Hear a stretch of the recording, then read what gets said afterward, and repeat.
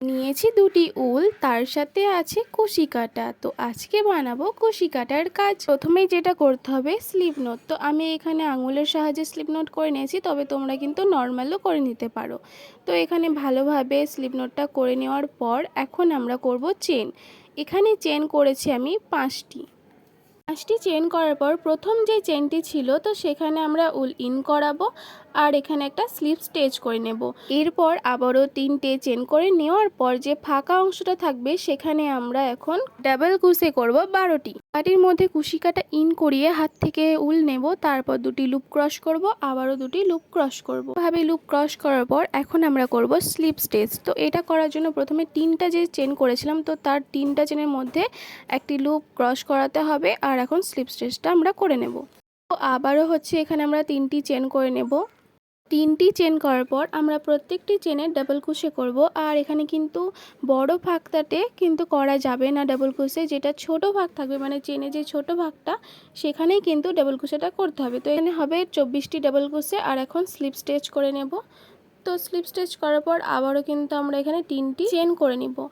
3টি চেন করেছি, তার ঠিক পরের চেনে আমরা করব 2টি ডাবল কুশি। 3 নাম্বার চেনটির নিয়ম হবে 1 2 1 2 করে। তো প্রথমে যেহেতু আমরা 3টি চেন করেছিলাম তো এটা হচ্ছে 1 নাম্বার, তারপর আমরা 2টি ডাবল কুশি করব, আবারও একটি চেনে 1টি ডাবল কুশি করব, আবারও পরের চেনে 2টি ডাবল কুশি করব। তো এই লাইনে কিন্তু ঠিক এরকমভাবেই চলবে।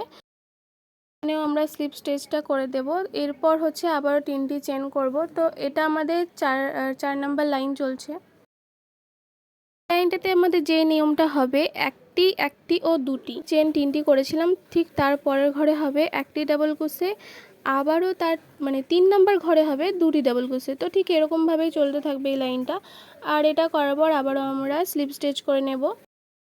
এখন হবে এই ঘরের কাজ। তো এই ঘরের কাজের নিয়ম হচ্ছে 1 1 1 2 মানে 3টি এক ডাবল কুশি করার পর মানে একটি একটি করে করার পর 3 নম্বর ঘরে হবে 2টি ডাবল কুশি। এখানে আমার কুশি কাটার কাজটা একটু ভুল হয়ে গেছে, তোমরা কিন্তু আগের নিয়মেই করবে। তো পুরো কাজটা করার পর এখন স্লিপ স্টিচ দিয়ে দিচ্ছি। আর হ্যাঁ, তোমরা যদি এর থেকেও বড় করতে চাও তো হতে পারে, তোমরা এর থেকেও বড় করতে পারো। তবে আমি এখন এবার অন্য একটা কালার দিয়ে এটাকে একটু সুন্দর করার জন্য অন্য একটা কালার দিচ্ছি। তো এই যে লাইনটা হবে সেখানে কিন্তু পুরোটাই হচ্ছে 3টি করে ঘরে মানে প্রত্যেকটা ঘরে 3টি করে মানে ডাবল কুশি হবে। তোমরা দেখলে আমি কিভাবে একটা স্লিপ নোট করে এখানে জয়েন্ট করলাম। তো তোমরা ঠিক এরকমভাবেই করবে আলাদা উল নিলে।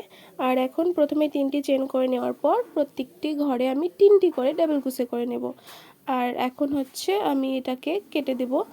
আর এটা কিন্তু কেটে দেওয়ার পর এটাকে হাইড করতে হবে। আর দেখতেই পাচ্ছ সাইডটা।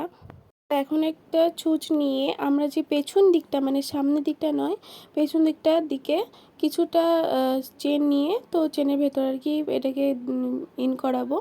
আর এই যে সুতা যেটুকু আছে সেটাকে কিন্তু আমরা সুতাটাকে হাইড করে দেব। আর হাইড করলে কিন্তু এটা খসে যাওয়ার ভয়টা থাকে না। তো এখানে দেখতেই পাচ্ছ আমার হয়ে গেছে। আর আমি কিন্তু এর আগে একটা করেছিলাম। তো এই যে এখন আমি এখানে পেরে দিচ্ছি। আমি কিন্তু এখানে গোপাল বসানোর জন্য করেছিলাম। তো প্রত্যেকটি গোপালকেই আমি বসিয়ে দেখছিলাম যে কেমন লাগছে। তো কেমন হয়েছে এই উলের কাজটি অবশ্যই জানাবে। আর লাইক শেয়ার সাবস্ক্রাইব অবশ্যই করবে। টাটা।